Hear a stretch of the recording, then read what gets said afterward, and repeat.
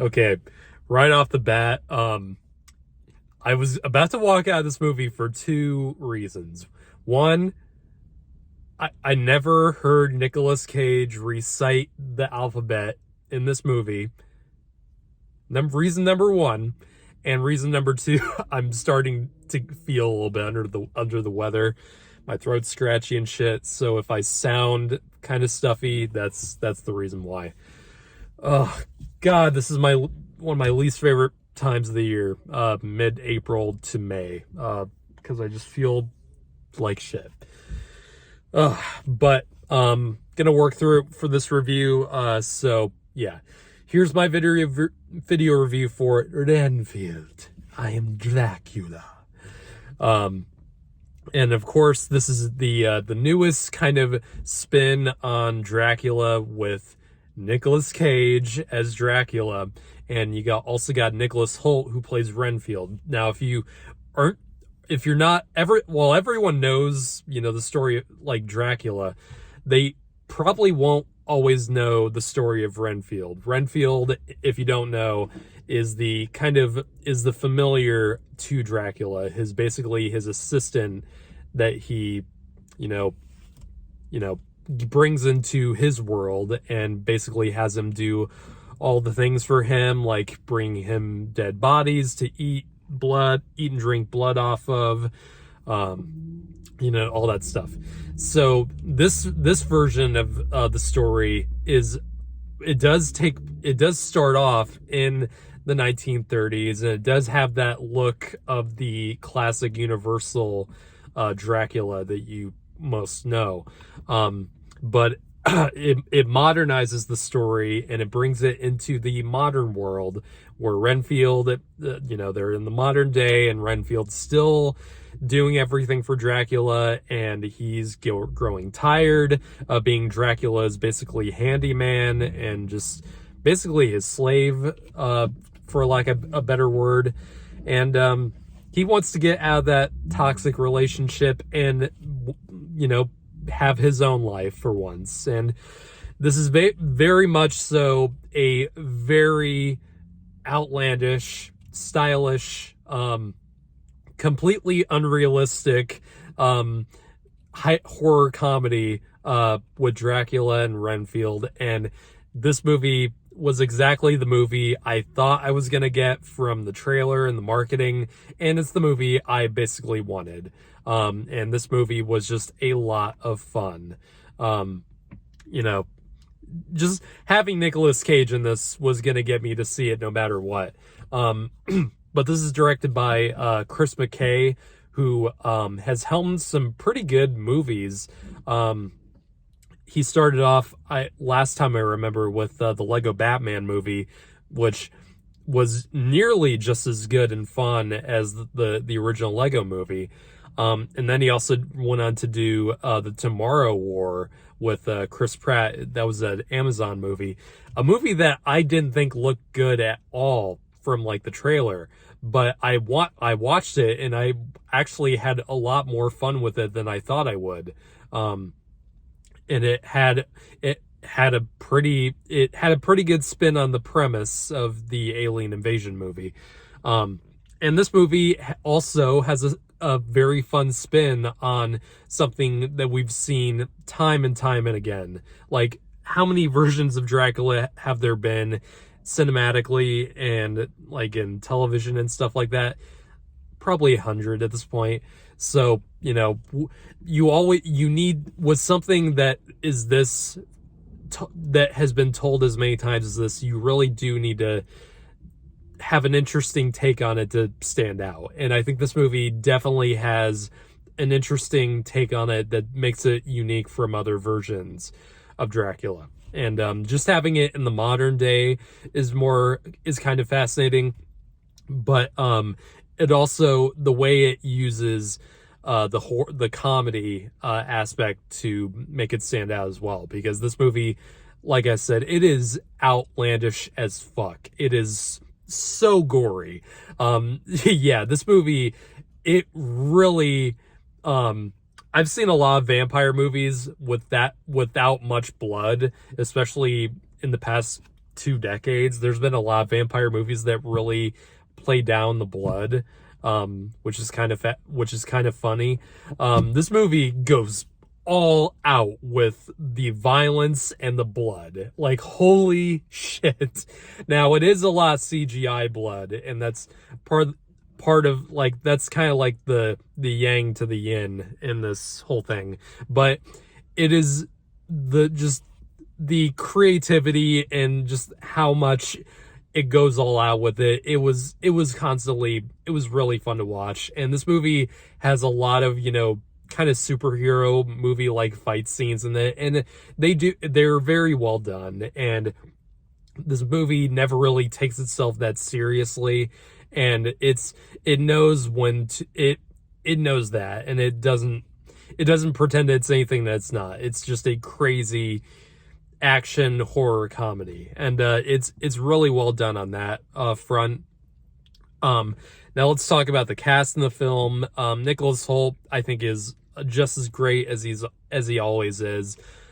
He's a really great character actor that doesn't get that much recognition. Because he's played a lot of different types of characters in all these movies that he's done. He can play the crazy, over the top character in Mad Max Fury Road, and he can also do something that's more subtle, like The Menu, or even Warm Bodies, which he played a zombie.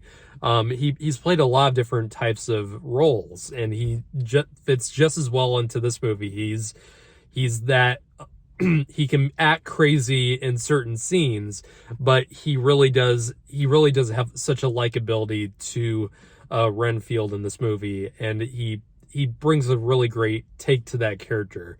And of course, we can't talk about this movie without talking about Nicolas Cage, which this is one of the roles that I think he himself has wanted to play for his entire life. I think Chris Stuckman, I watched his review of this movie last night, and Superman and Dracula were the roles that I feel like he was really pining to play.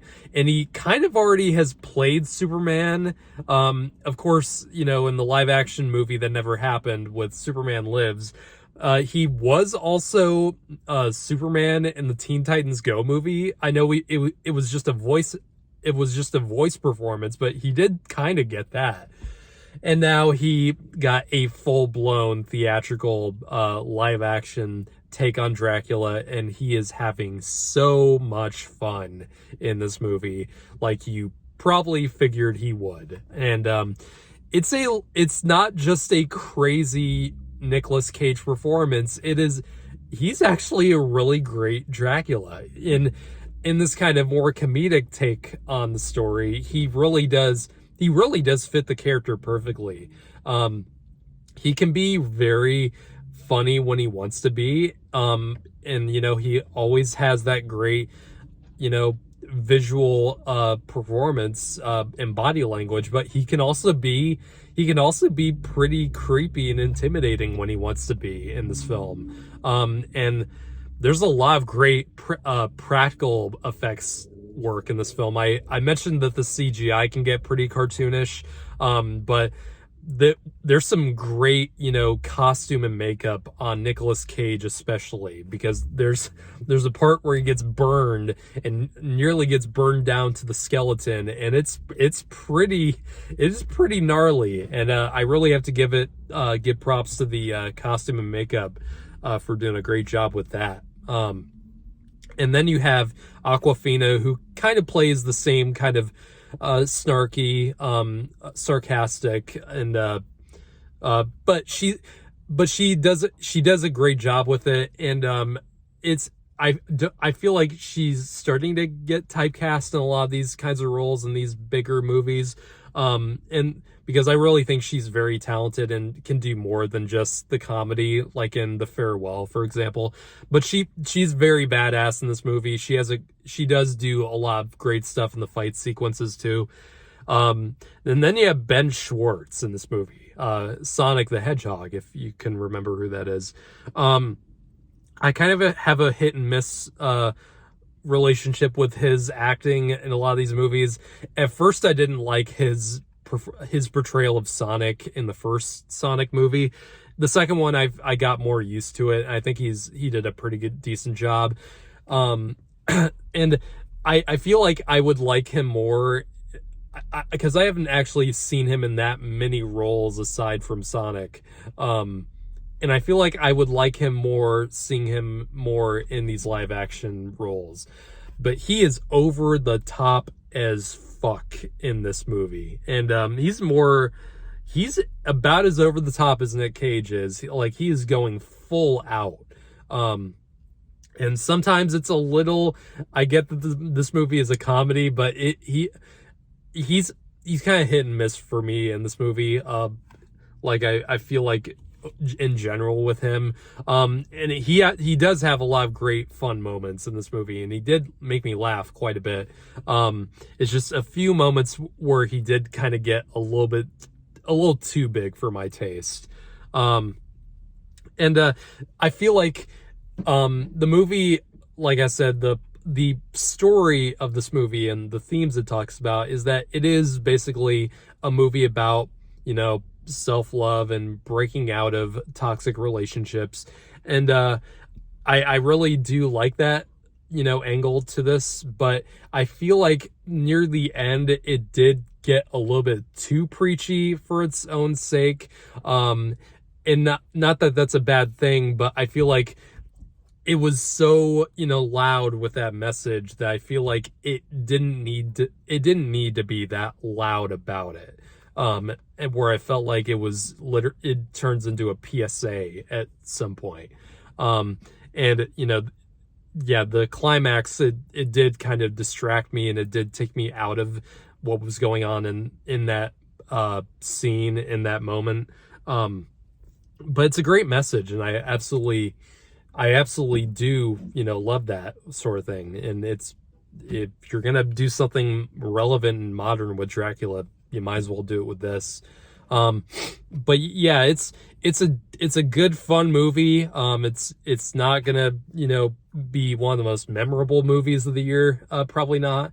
But it's just a good, fun, over the top, goofy comedy. And, if anything, giving us Nicolas Cage's Dracula, it's gonna earn some kind of award in someone's book. And Vampire's Kiss and Renfield. I think he's good. I think he's good for now. I think he's earned that title. So yeah, I'm gonna give this movie a 7 out of 10. I had a lot of fun with it.